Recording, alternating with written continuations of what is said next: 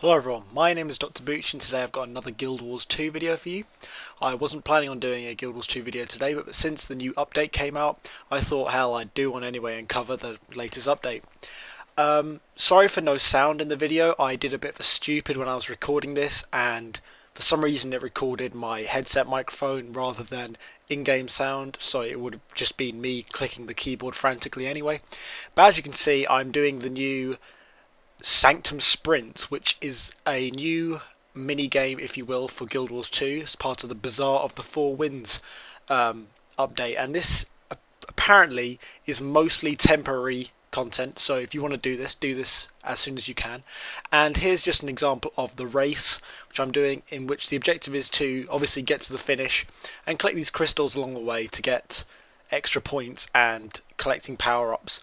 So as you can see at the bottom of the screen, my usual skills have been replaced by themed skills which are used to jump, move into sun speed mode, some sort of lightning speed, which you can see there, to go through these waterfalls, which I go through anyway.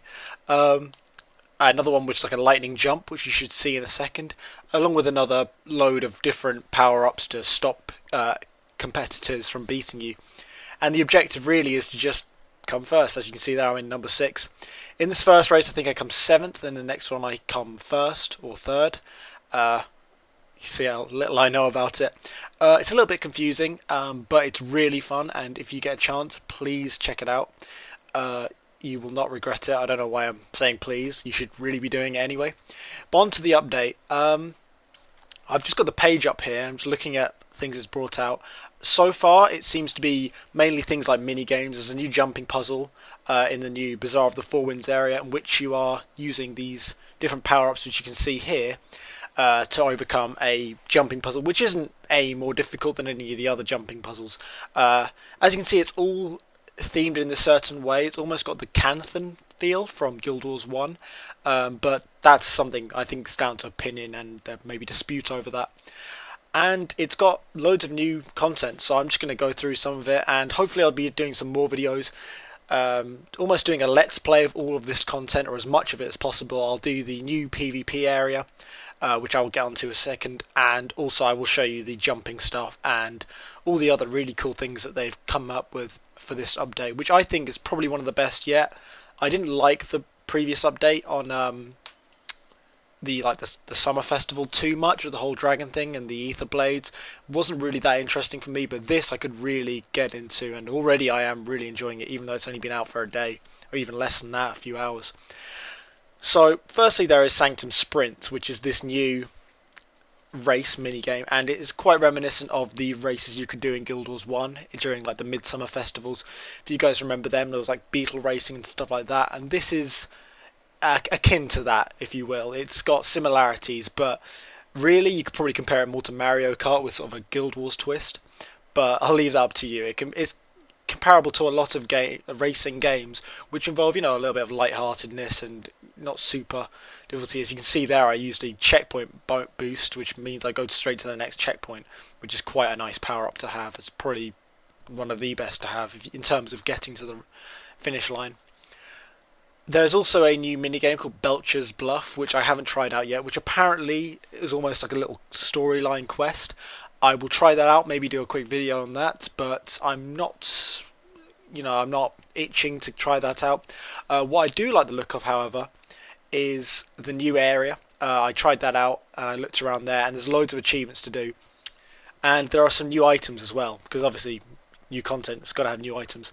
Some new back items like cosmetics. There's a aspect back item for each of the aspects, which are wind, sun and lightning. I believe I got the wind one at the end of my second race, and you'll see it's like a wind dream catcher thing. Just checked it out on the exchange, and it was worth 6 gold at the moment, but I assume that'll go down once more of them drop. Also you can get quartz, which is a new crafting material for new recipes, which will be coming out over the next few days, or most of them might even be out now, I'm not entirely sure.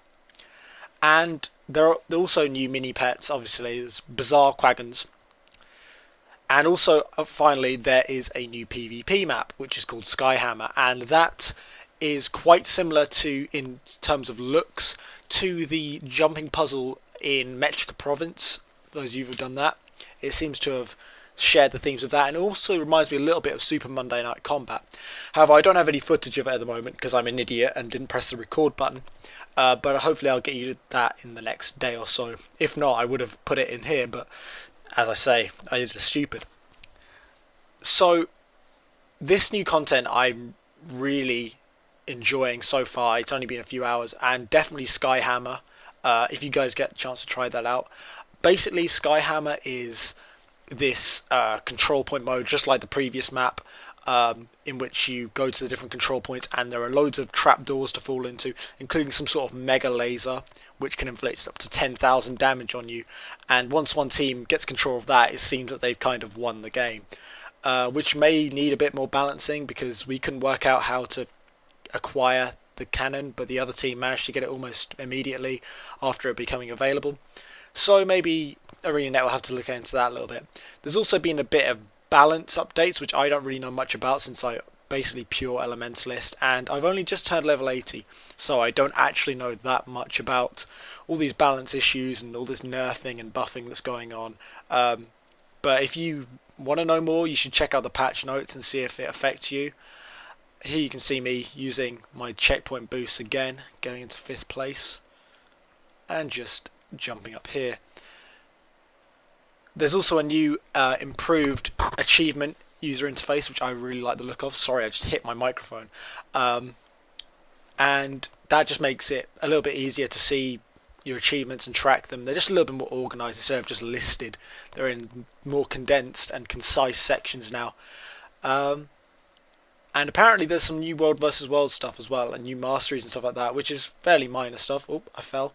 But, you know, nonetheless, it's nice to see some more updates. I am a little bit disappointed this is mostly only temporary content, though. And I know this is very similar to the summer festival that was in Guild Wars 1, for example. And I shouldn't really complain about that, because if they are very similar, and the Guild Wars 1 ones were very temporary, they were only around for like a couple of weeks, a year. So I can't really complain that much, and, you know, make the most of it while you can. However, I would like to see some more permanent content from ArenaNet in the coming months, especially since the Etherblade stuff is now gone.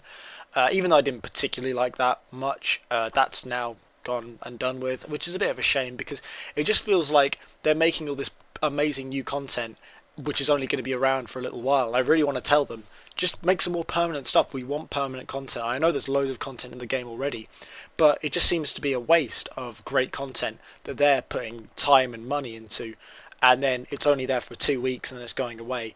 And while these, you could argue that they're similar to summer events and, you know, seasonal events on different games, there's a lot of it coming out in Guild Wars 2 as part of this living world idea, and I just think they should hold on to stuff a little bit more, even if they would just hold out things a little bit longer.